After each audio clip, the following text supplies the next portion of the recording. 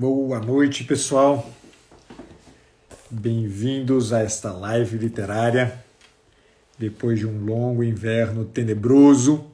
Espero que estejam me ouvindo bem, me vendo bem. Deixa eu só anotar aqui o título para aqueles que forem pegos de surpresa.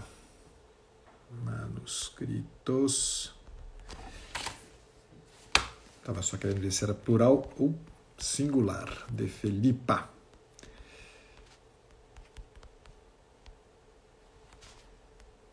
Vamos lá.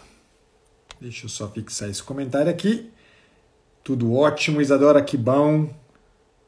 Olha só, tem um professor Xavier aqui. Você está me roubando a posição, professor Xavier. Boa noite. Boa noite a todos que estão chegando. Gustavo, meu caro, tudo bem?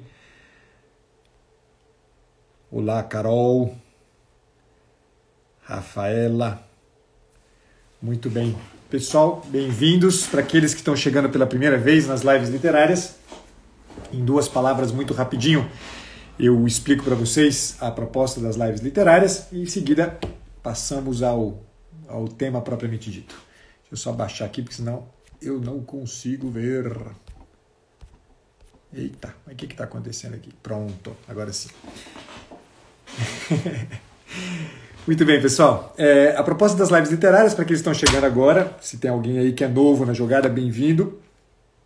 A proposta é uma proposta que eu já venho trazendo já a público já há bastante tempo, já passou de um ano, na verdade, que eu tenho feito as lives literárias. Eram para ser semanais, tem aí algumas semanas que eu estou deixando vocês em dívida, estou em dívida com vocês, na verdade. E a proposta, na verdade, é a gente ajudar na formação do imaginário, sobretudo dos profissionais que trabalham com psicologia, com saúde mental, né? Os psicólogos e os psicoterapeutas em geral, ou mesmo os psiquiatras que também atuam na clínica aí, atendendo em caráter de psicoterapia.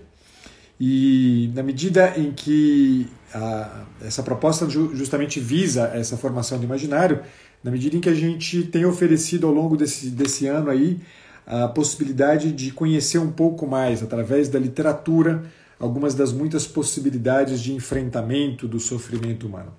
Eu venho, né, nesse tempo todo aí, já chegam a quase 40 lives literárias, estão todas disponíveis lá no canal do Spotify, chamado Lives Literárias, exatamente, vocês encontram todas as lives que eu já fiz até hoje. A ideia é ir trazendo sempre um texto novo, ou uma poesia, alguma coisa que, para nós psicólogos em especial, sirva como uma ferramenta para a compreensão do sofrimento humano, e para aqueles que evidentemente não são psicólogos, mas estão interessados também em encontrar ferramentas e auxílios para o enfrentamento dos próprios sofrimentos, é uma grande dica para vocês. Eu venho trazendo sempre algum texto, alguma obra, seja da literatura nacional, seja da literatura universal, clássicos, e, enfim, até apresentando textos aí desconhecidos de tantos de vocês. Hoje eu vou falar desse texto, Manuscritos de Felipa, da Adélia Prado. É um dos livros da Adélia Prado escrito em prosa poética. A Adélia Prado dispensa grandes comentários, sobretudo porque acho que já fiz umas 3 lives sobre a Adélia Prado. Se eu não estou enganado, posso estar enganado, umas 2, acho que talvez essa seja a terceira live que eu faço sobre a Adélia Prado. A Adélia Prado é uma poeta mineira, nascida em Divinópolis. Ela, além de poeta, ela é formada ela, na verdade, ela é normalista, né? Foi professora por muito tempo, formada em filosofia também. Poetisa premiada no Brasil, com vários prêmios. Ela recebeu, em 1978, o prêmio Jabuti, pela sua obra, talvez uma das obras mais importantes, sua primeira obra, a obra de 76, Bagagem. Depois, em 2007, ela foi premiada pela Academia Brasileira de Letras com o Prêmio de Literatura Infanto-Juvenil. Em 2010, ela recebeu 2 prêmios, o Prêmio do Literário da Fundação Biblioteca Nacional e o Prêmio da Associação Paulista de Críticos das Artes. Em 2016, recentemente, recebeu o Prêmio Clarice Lispector. A Adélia Prado é uma poeta que de fato dispensa grandes comentários, não vou ficar aqui, vou aproveitar o tempo hoje para oferecer para vocês um pouco mais do gosto que é o texto dela, mas ela é sobretudo uma poeta que traz em muitas, né, praticamente todo o conjunto da sua obra poética, traz muito frequentemente a ideia do cotidiano, a ideia justamente do ordinário da vida e, sobretudo, um ordinário muito embebido do extraordinário do encontro com o mistério. A Adélia, que é uma pessoa que eu tive a grata alegria de compartilhar a companhia em várias ocasiões da minha vida, é uma pessoa cuja experiência de fé é de uma profundidade muito impressionante. É uma mulher muito viva e de um interior riquíssimo. E isso se faz muito evidente na sua obra de maneira geral. Esse livro em especial é um livro, como eu disse para vocês, né, é um dos poucos livros, ela não tem muitos livros em prosa poética. Esse aqui, na verdade, é o resultado de um período... A Adélia teve alguns períodos na vida dela, e alguns mais dramáticos. Este aqui, se eu salvo engano meu, é o resultado de um dos períodos mais dramáticos de silêncio poético da Adélia. A Adélia sempre entendeu a poesia como se fosse, na verdade, algo que se valia dela para poder vir à tona, né? E ela, esses momentos de silêncio muito dramáticos, né, foram momentos que ela entendia quase como uma espécie de silêncio de Deus, né? Tanto que tem, né, uma frase emblemática da Adélia Prado em que ela diz, né, às vezes Deus me tira a poesia e eu olho pedra e vejo pedra, né? Essa experiência para ela é uma experiência muito concreta. A poesia como espaço exatamente, né, de relação com a realidade e relação com a realidade segundo aquilo de que a realidade é feita propriamente dita. Eu escolhi esse texto depois de uma conversa com uma cliente minha, que ela me pediu alguma sugestão de literatura e julguei, né, esse texto aqui um texto que poderia lhe calhar muito bem, exatamente porque Filipa, a personagem desse texto, que na verdade é a própria Adélia Prado, quer dizer, que ela vai, né, misturando coisas da sua própria vida com, né, alguns elementos ficcionais, mas evidentemente a gente vê aqui uma Adélia Prado que está falando de si mesma. E eu dizia para vocês que esse texto foi, na verdade, resultado, né, foi escrito durante um desses silêncios poéticos, desses longos silêncios poéticos. Um silêncio que durou de 94 a 99, quando foi publicado este livro, que na verdade foi o resultado de uma coluna semanal que ela possuía. Ela foi convidada a escrever no Correio Brasiliense, ela tinha uma coluna semanal. Ela escreveu 40 textos que depois foram reunidos neste volume chamado Manuscritos de Filipa.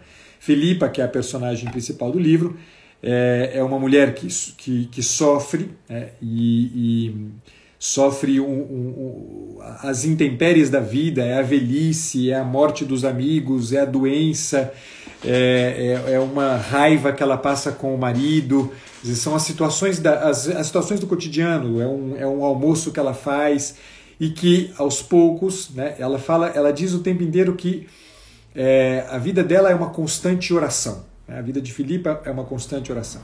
Então cada elemento do cotidiano é uma espécie de mote, é uma espécie de pretexto para rezar, né? E, enfim, a gente poderia falar de praticamente, né, de cada um desses 40 textos aqui, a gente poderia dedicar praticamente uma live inteira. Eu selecionei alguns, né, alguns dos 40, eu selecionei 8, tenho certeza que me conhecendo não conseguirei ler para vocês todos os 8 textos que eu selecionei, todos os 8 trechos que eu selecionei. Selecionei alguns aqui, vou lendo para vocês alguns deles. Primeiro eu queria chamar a atenção para um fato muito interessante. O livro dela começa com uma epígrafe, que foi tirada da segunda carta de São Paulo a Timóteo, o capítulo 4, versículo 13, no qual São Paulo, se dirigindo a Timóteo, um seu companheiro de missionário, que estava então, né, distante dele, ele estava preso em Éfeso. Nós estamos aqui no ano de 65 depois de Cristo, né, 65 da era cristã, ano em que Nero já havia começado a perseguição mais poderosa contra os cristãos e Paulo havia sido preso.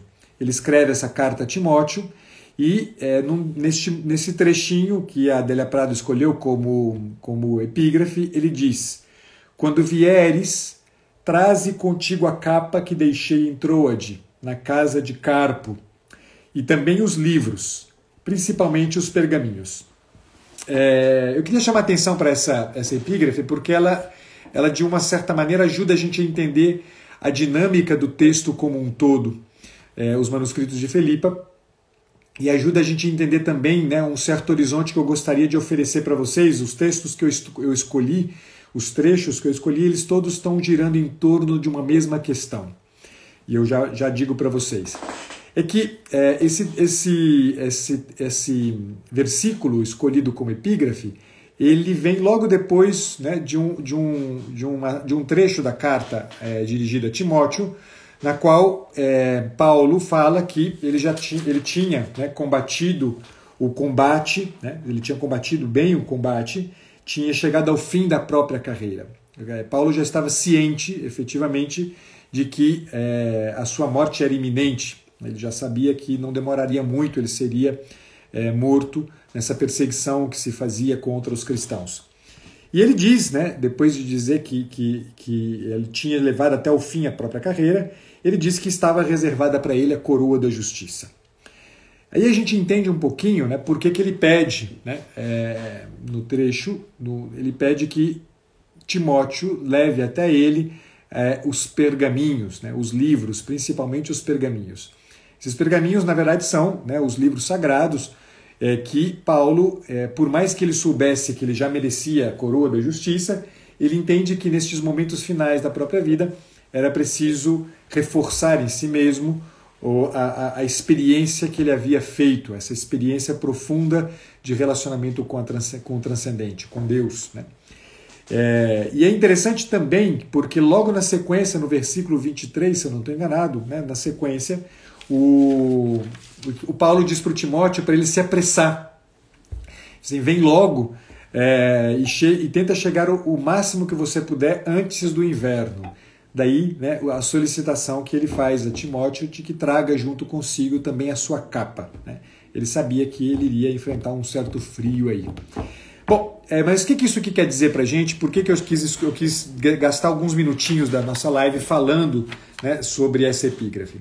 Porque no fundo, né, essa familiaridade da relação que Paulo, né, apresenta com Timóteo é algo da familiaridade que está presente no texto Manuscritos de Filipa. Filipa escreve como quem escreve para um amigo, escreve como quem está conversando com uma pessoa muito próxima. E as coisas sobre as quais ela fala são estas: sobre a capa, sobre o frio, mas sobretudo sobre, né, a expectativa da coroa da justiça, né, a expectativa justamente de um contato com a palavra. E foi exatamente, né, o mote palavra que eu escolhi para poder falar para vocês sobre alguns trechos. E escolhi esse mote muito simplesmente porque, como psicoterapeuta, e como muitos dos que aqui estão são psicólogos e psicoterapeutas, este é um tema que nos é muito caro. Eu, recorrentemente, né, nas lives literárias, eu tenho, né, insistido na necessidade de nós, como psicoterapeutas, termos uma grande atenção, uma atenção muito consistente ao tema da palavra e, sobretudo, da palavra, não qualquer palavra, a palavra poética em especial. A palavra é a nossa ferramenta, sobretudo, né, a nossa ferramenta de trabalho, nossa forma de contato com o nosso cliente, e a palavra é a via que o cliente encontra para poder trazer para nós o sofrimento. Quer dizer, o domínio da palavra e o domínio, sobretudo, né, de como a palavra pode ser, dizer, dos recursos que a palavra pode oferecer, no sentido justamente de permitir àquele que sofre, dizer, um olhar diferente sobre a própria dor, é algo que a gente tem que aprender a usar, né? E certamente a proposta que a Adélia Prado traz para a gente aqui traz um monte disso aqui, tá? Eu vou começar lendo, né, eu sempre gosto de pegar, né, as primeiras, né, de todas as trechos, a partir logo das primeiras páginas, porque dá para a gente um pouquinho o gostinho daquilo que vai seguindo. Apesar de este ser um texto que, no fim, né, dizer, ele não é um texto que foi concebido como um texto com princípio, meio e fim. Ele, na verdade, é um texto que é o resultado de elaborações cotidianas, praticamente, da Adélia Prado, e que foi publicado semanalmente, né, em forma de crônica no Correio Brasiliense.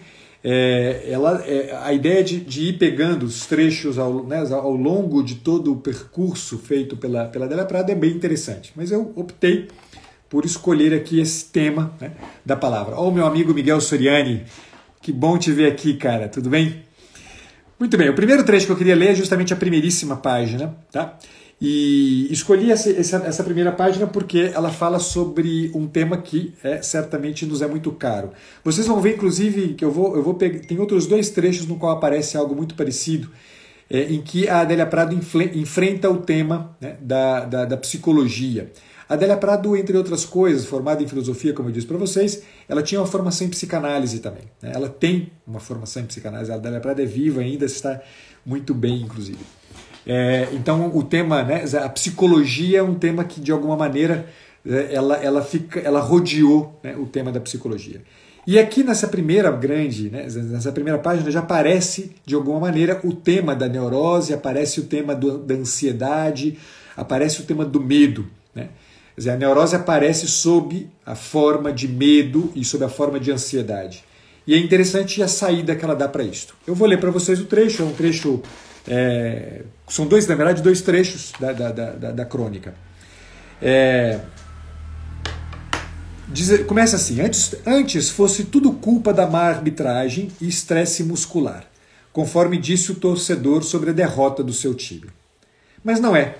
A vida não é um jogo de futebol, em que se pese minha tendência genética de dramatizar o mais normal dos acontecimentos. Sendo uma pessoa sobre o natural, uma pessoa que está sobre o natural, sujeita a intermitentes espasmos de estresse psíquico, estou de novo me sentindo cansada, após 4 anos de relativo repouso.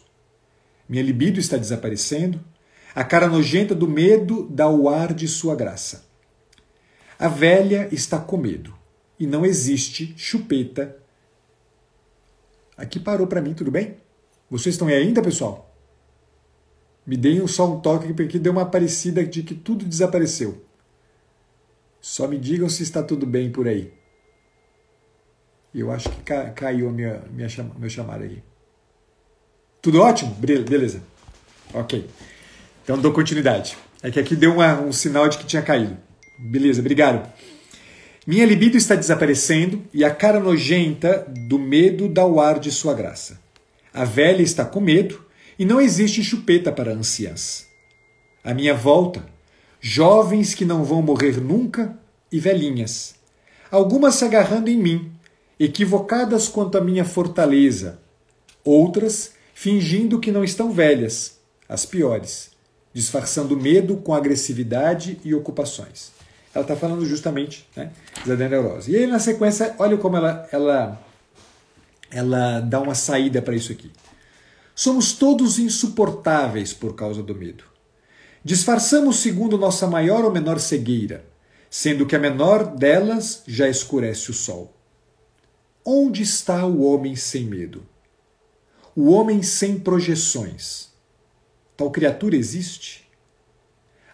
A psicologia descobrisse apenas este último e inacreditável fenômeno, eu a justificaria. O homem sem medo. Os semelhantes se reconhecem. Psicologia? Já era bordão de Adão a pérola barroca. Um gambá cheira o outro. É feio, grosseiro, mas é verdadeiro. Quero a verdade, mas não muito, não toda. Por partes. Se puder em pequenos torrões. Com chá, por causa do medo que voltou. O Deus terrível que me quer escrava e a quem temo deixar, com medo de morrer afogada pelo excesso de ar. Viciada que estou em pequeninos gritos, suspiros abafados, lágrimas prestes a cair. Essa é a descrição perfeita daquilo que a gente chama de neurose. Mas qual é a saída? Minha viagem é em minha própria casa, grande demais para o meu gosto. o tema ele continua sendo desenvolvido. Eu queria, na verdade, apenas trazer para vocês essa primeira, né, ideia, porque qual é? Na verdade, ela não se desenvolve muito mais além disso, tá? Depois só tem mais umas 3 linhas aqui. Mas a ideia que eu queria chamar a atenção é que qual é a saída para o medo? É empreender uma viagem. Uma viagem, não uma viagem qualquer. Uma viagem de volta para casa. Uma viagem de volta para essa própria casa, que é grande demais para o nosso próprio gosto. Uma viagem que, portanto, vai exigir da gente, e o processo terapêutico tem muito disso, exigir da gente uma atenção grande a estes recônditos da nossa humanidade. E para isso a gente precisa de uma companhia. Eu costumo dizer sempre que o trabalho do psicoterapeuta é um pouco como o trabalho de Ariadne. Ariadne entrega na mão de Teseu o fio para que Teseu entre no labirinto para enfrentar o Minotauro. A casa grande demais para o nosso próprio gosto, que é aquela que a gente precisa enfrentar para sair do medo, sair da neurose, ela não pode ser enfrentada sozinha. Ela precisa de algo mais. E a Adélia Prado, ao longo dos textos, ela vai trazendo outros elementos bastante interessantes para que a gente possa encontrar uma solução para isso. E aí vem o segundo trecho que eu queria ler para vocês, é este trecho que está aqui, é o sétimo, a 7ª crônica que ela escreve, em que aparece o seguinte. Olha que interessante como a gente já começa a ver aqui uma forma de enfrentamento da neurose, uma forma de enfrentamento da ansiedade e do medo.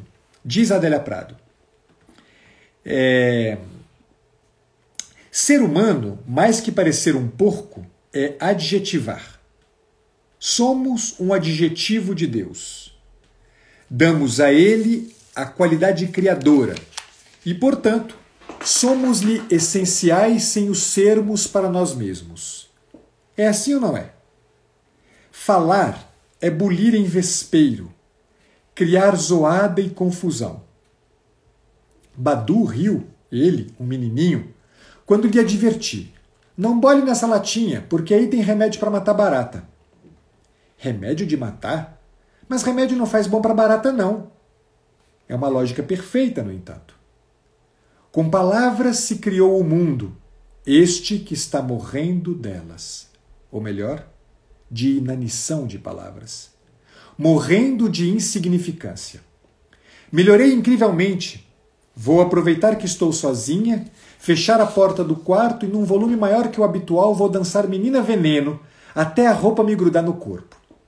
É melhor que ficar dizendo graças a Deus, com escrúpulos de não estar bastante agradecida.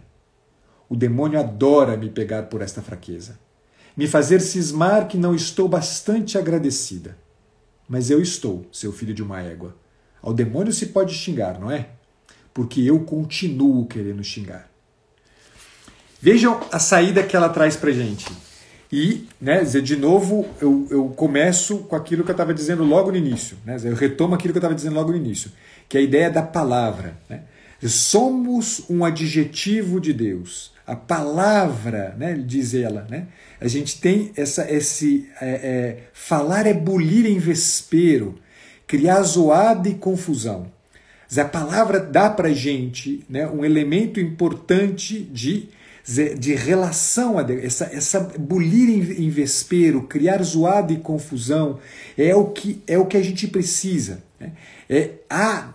Com a palavra se criou o mundo, mas o que está acontecendo com a gente? A gente está morrendo de inanição.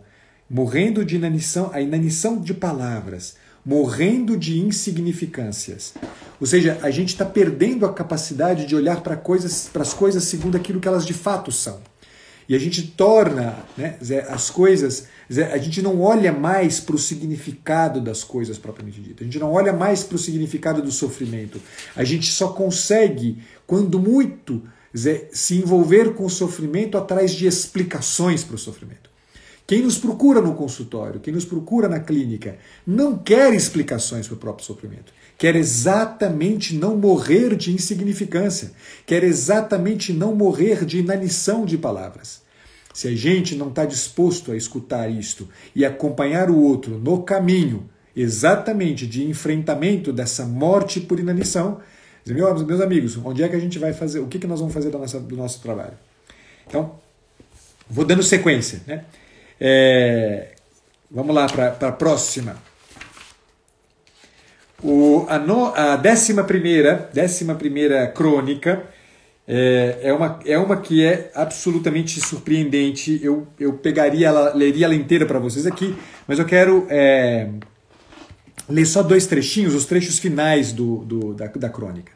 Primeiro que ela fala o seguinte, olha, eu pego as palavras no palpite. Nunca deu errado, porque só falo do que dói. E grito, todo mundo entende. Quem nos procura fala do que dói e espera que seu grito, que todo mundo entende, seja entendido por você. Quer dizer, se você, porém, tudo que você faz é ficar, na verdade, buscando formas de interpretação da dor e de encaixe da dor em alguma teoria que você carrega e que te protege da relação com o outro, meu amigo, você não está escutando. Conhecer outra língua, diz ela, ajudaria bastante a me curar da que falo. Da que falo. Qualquer língua, ao final, olhem isso, é Deus falando. Por isso nos escapa tanto. Só se mostra ao desfocado olhar da poesia. A sua densa névoa, quando tudo suspende-se ao juízo e apenas cintila, em vapores d'água, orvalho, vultos movendo-se em neblina. Você pressente e teme, porque a beleza é viva e te olha. Chama pelo nome ao que procura. Eu quero falar até entender, até ser perdoada, até ser transformada. No céu tem conversa? Eu preciso falar. É minha necessidade mais primeira, porque amo os silêncios e o mistério que me derrota e me salva. Povo, quem procura a gente quer isto, diz exatamente isso. Eu preciso falar, eu quero falar até entender, falar até ser perdoado, falar até ser transformado. É isso que a gente procura na clínica. Quem está procurando a nossa ajuda quer isso, quer encontrar alguém que escuta a gente. Eu preciso falar, é a minha necessidade mais primeira, cada um deles nos diz sempre. E falar porque ama silêncios e o mistério que derrota e salva. Por que falar? Por que quem fala ama o silêncio? Exatamente porque qualquer língua ao final é Deus falando. Porque isso nos escapa tanto, só se mostra ao desfocado olhar da poesia. Se o psicólogo não é poeta, ele não é bom psicólogo. Se o psicólogo não sabe escutar desse jeito, ele não é bom psicólogo. Se o psicoterapeuta não consegue este olhar desfocado da poesia, esse olhar que não olha para a pedra e vê pedra, que não olha para a dor e vê só dor, mas que é capaz de escutar o grito, um grito que vem de dentro, do núcleo da pessoa. Um grito que não é só um ai, meu medo. É um grito que carrega consigo um conjunto de exigências. Eu preciso de felicidade, eu preciso de liberdade, eu preciso de bem, do belo, do verdadeiro. Esta é a nossa função. Esta é a nossa função. Isto que a gente precisa. Grande Padre Wesley, sua bênção, meu caro. Dando sequência, vamos lá. Eu queria ler todos para vocês que eu selecionei hoje. Será que eu consigo? Meu Jesus. Aqui tem um trecho que eu queria só para...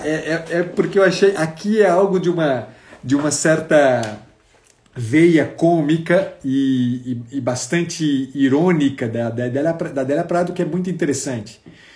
Que é para a gente pensar um pouquinho, né?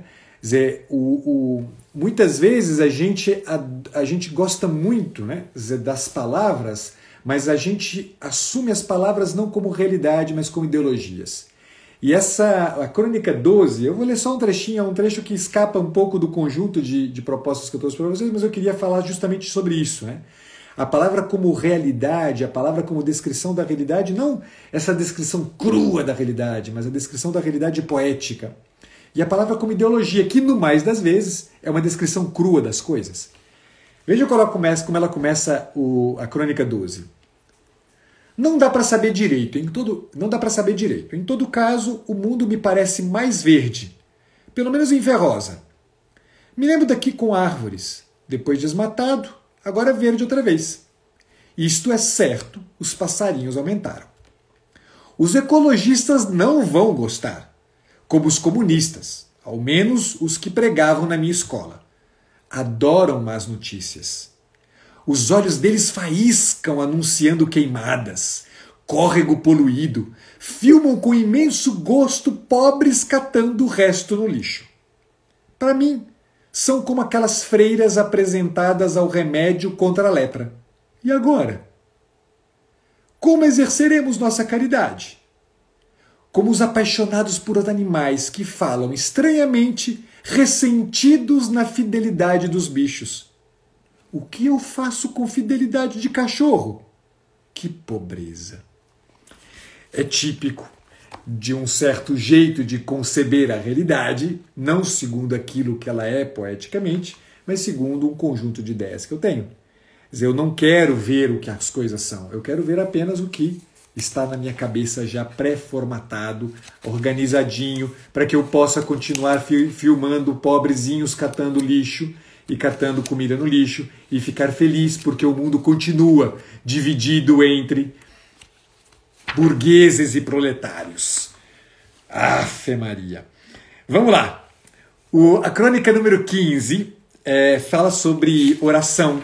E de novo o tema palavra vem em jogo. E aí eu leio para vocês mais um trechinho que agora introduz uma coisa importante para mim aqui.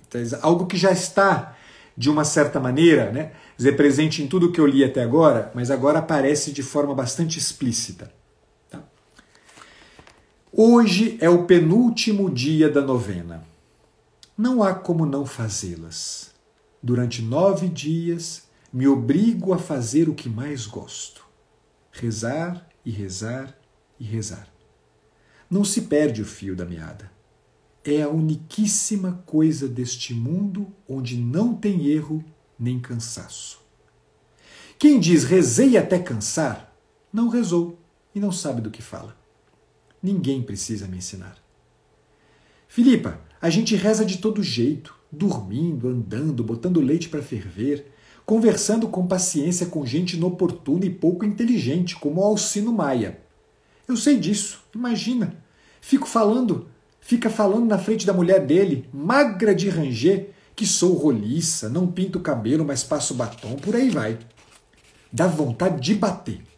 Mas não é dessas rezas, cruz de todo dia que eu falo. Me refiro a entrar num quarto e de porta fechada falar tudo, mas tudo mesmo com Deus. Relatar como um servo fiel ao seu amo, não como um filho ao seu pai.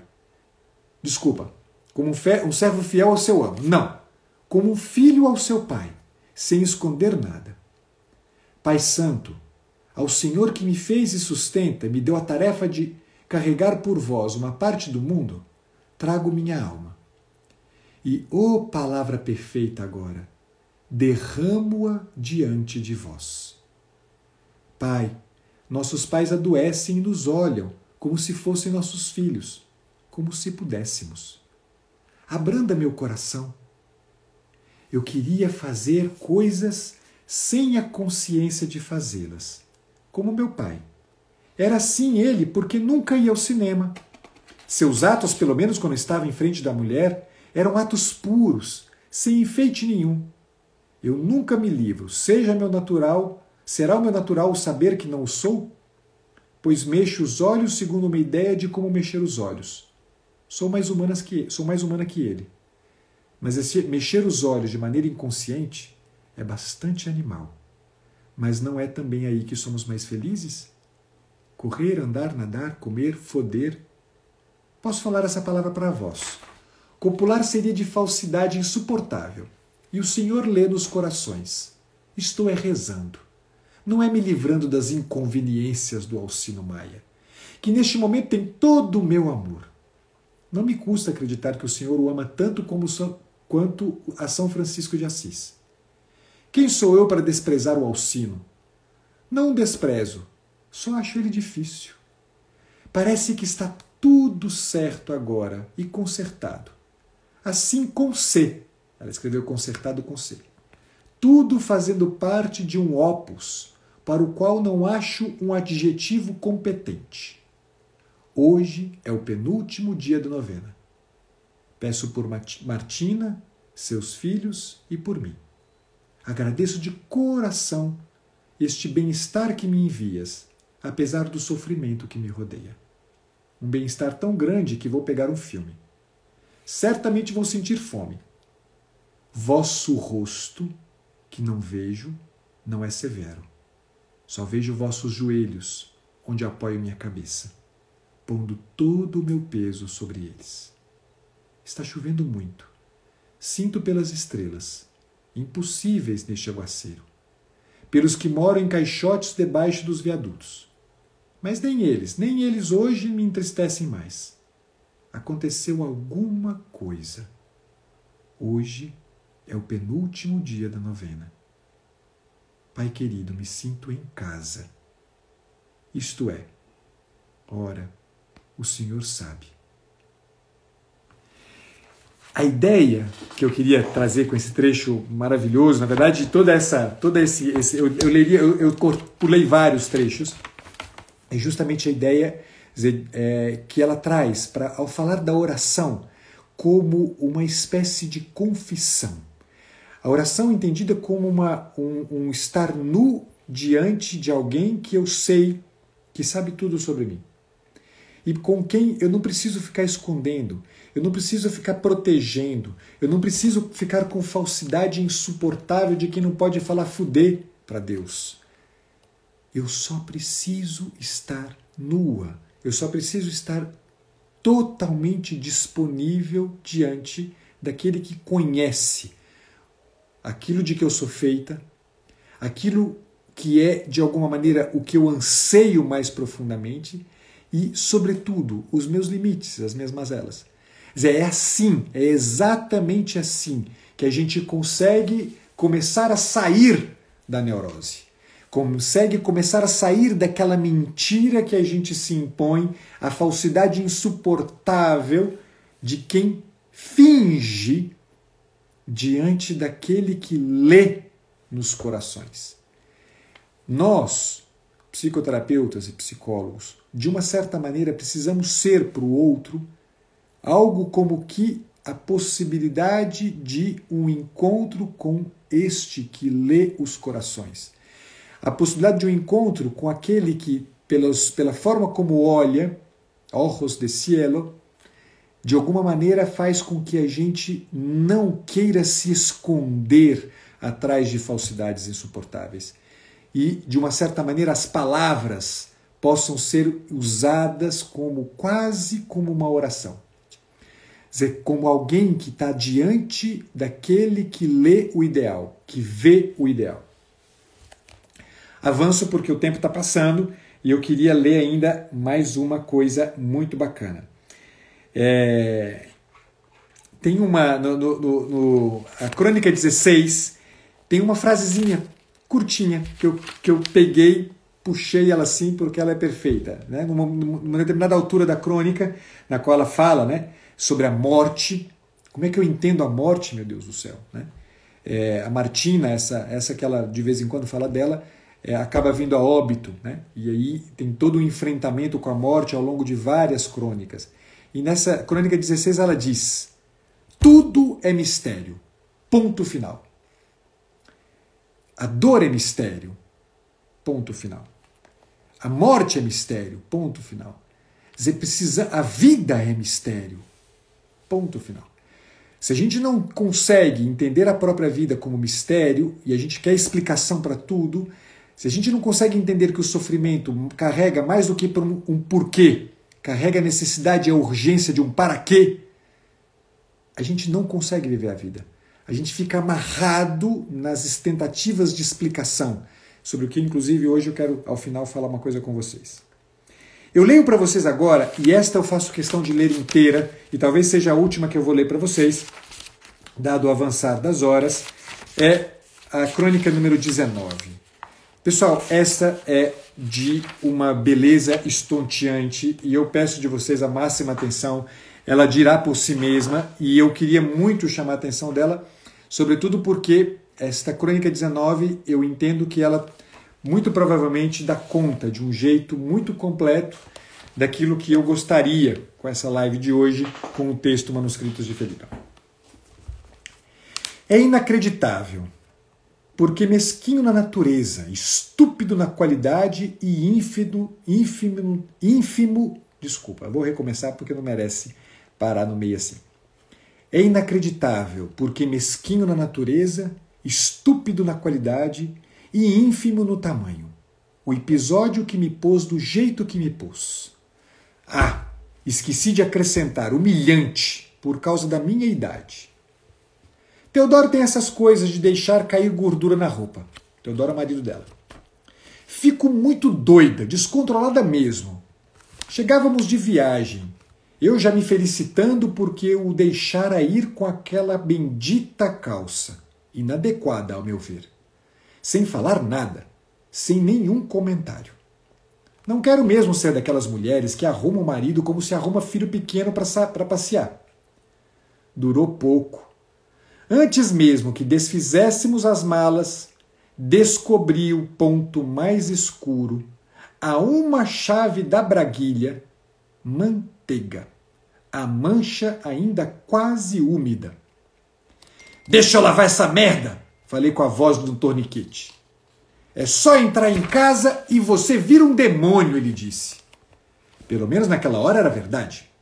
Sentia uma irritação perigosa, aumentada porque em vez de ele me mandar calar a boca ou me dar um safanão, foi trocar a calça. Isso eu não aguento. Ser obedecida pelo homem a quem preciso e quero obedecer. Teodoro ainda não entendeu que tem necessidade do veneno e do travo dele. Perdi a fome e imediatamente veio a sensação de uma coisa me amarrando. Minha espinha se encurvou. O sol no meio do céu e tudo escuro. Nunca existiu Mozart no mundo, nem J.D. Salinger, nem de Adorinha minha neblina. Era tão triste um bairro anoitecendo que vimos da janela do ônibus, tão triste, as luzes nos poucos postes, nas casas sem reboco com antenas de televisão, a lembrança de Martina morrendo, sua preocupação em manter os basculantes fechados, fosse o tempo que fosse. E o filho dizendo sem o vibrato na voz que tanto me alegra. Eu sei, mãe. Sei que esta bolha no lábio é de fundo emocional. Sua cabeça baixa. Oh, meu Deus. A comida ruim na estrada. Talheres meio engordurados. O sexo como um esforço. O pensamento de que com aquela chuva era perigoso o ônibus derrapar e sermos todos esquecidos no espaço de um dia. Deus, a viagem inteira, esta é a verdade, esforçando-me por saber se estava feliz ou não. O filme do naufrágio trabalhando contra mim. Tenho medo de admitir a intensa poesia do céu pejado de estrelas sobre o oceano escuro, o silêncio aterrador, silêncio de mar calmo. Santo Antônio, Santo Amado, poderoso intercessor, me livra do medo errado, me dá o temor do Senhor. Inventei de aperto. Terça-feira passada foi de grande valia para mim a lembrança de que Santo Antônio é poderoso e tem o dom dos milagres. Me apeguei com ele lembrando graças antigas. A maior delas sendo a de que vivia integrada. Esta é a palavra. Eu era pertencente. Gritei com Teodoro, foi o medo que me fez gritar. De verdade, não me importa o que lhe caia manteiga na roupa. Estou apavorada, é de existir num mundo onde a morte existe e corta meu canto no meio, diminui meu hausto, me faz respirar pior. Com as costas encurvadas, com medo de levantar os olhos e o céu estrelado não ser mais consolo. Não estou bem. Escondido de Teodoro, quase sempre acha que devo adiar os remédios. Mastiguei o comprimido para funcionar mais depressa. Não adiantou. Foi como nada.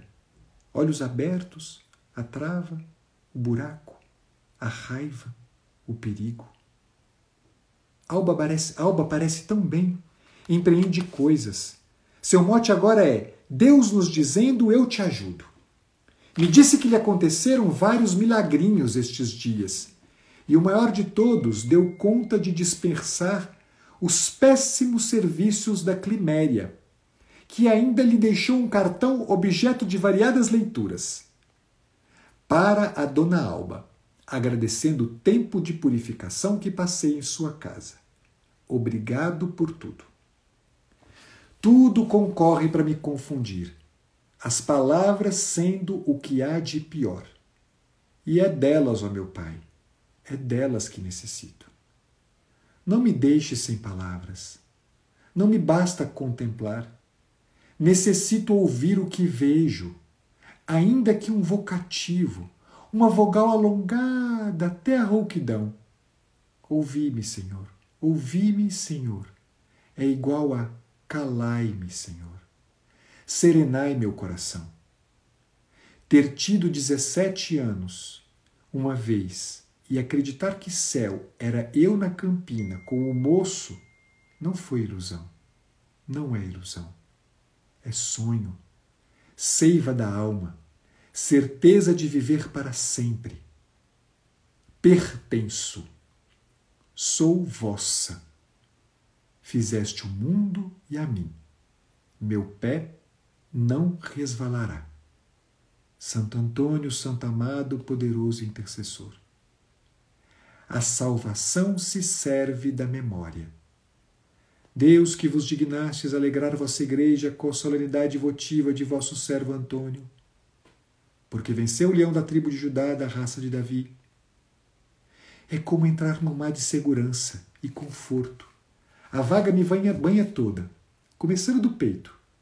Vou abrir o livro para você. Alva disse, vai ser onde o meu dedo bater. Naquele dia levantarei a cabana arruinada de Davi. Abdias, um profeta que só tem 2 páginas, promessas de restauração. Estou respirando melhor. O falso cinto, com S, de segurança, liberou minhas costas. E só me servi de palavras. Meu vingador está vivo. Oráculo do Senhor. Povo, desculpa, mas aqui tem tudo, absolutamente tudo que é o mais importante para o que a gente fala, que eu queria. A saída está nesta frasezinha que é absolutamente soberba, né? Quer dizer, surpreendente e que diz tudo. Me apeguei com ele, Santo Antônio, lembrando graças antigas. E olha qual a graça, a maior graça de todas. A maior delas sendo a de que vivia integrada. Esta é a palavra. Eu era pertencente. Pertenço. Sou vossa. Fizeste o mundo e a mim. Meu pé não resvalará. A saída para o sofrimento não é outra, é o pertencimento. A saída para qualquer dor não tem outra, é só uma: pertencer. Quem pertence, quem vive uma experiência de pertença, quem sabe que não é um autônomo entendido como alguém desvinculado de todos os laços, este é o maior de todos os sofredores. A saída de todo o sofrimento é o pertencimento. A saída de todos os sofrimentos é isto. É poder ter alguém a quem pertence e poder dizer a este: ouvi-me, ouvi-me. Ai, Jesus, parou aqui. Calai-me, serenai meu coração. O coração só serena no pertencimento. A salvação se serve da memória. Todo aquele que sofre precisa da memória, a memória que ajuda-o a reconhecer a quem pertence. A memória que ajuda-o a reconhecer qual é o fundamento de sua esperança. A salvação se serve da memória. A gente precisa disso. A experiência clínica, terapêutica, precisa ser o lugar onde, de alguma maneira, a gente consegue empreender um caminho junto com aquele que sofre, no sentido justamente de que ele encontre o chão sólido sobre o qual caminhar de braços firmes em direção àquilo que é um coração sereno, a salvação. A gente precisa fazer, de alguma maneira, uma poupança perpétua de memória entre aqueles com os quais a gente lida na clínica. Eu tenho 10 minutos, eu acho que eu consigo ler mais um. Eu não queria terminar assim. Eu vou ler o último de... Eu vou ler um pequenininho aqui, que ela tira um sarro danado da psicologia, e eu vou passar para uma... Eu vou contar para vocês uma coisa e pedir uma ajuda de todos vocês, que eu acho que é muito importante. É só uma frasezinha, que é um belo puxão de orelha na psicologia. Mas antes, uma coisa só, um último trechinho, uma frasezinha da Crônica 32. Uma frasezinha em que ela diz o seguinte, olhem para isso aqui, e está intimamente ligado com o que eu acabei de dizer. Todo mal deve ser resolvido no espaço da transcendência. Todo mal deve ser resolvido no espaço da transcendência.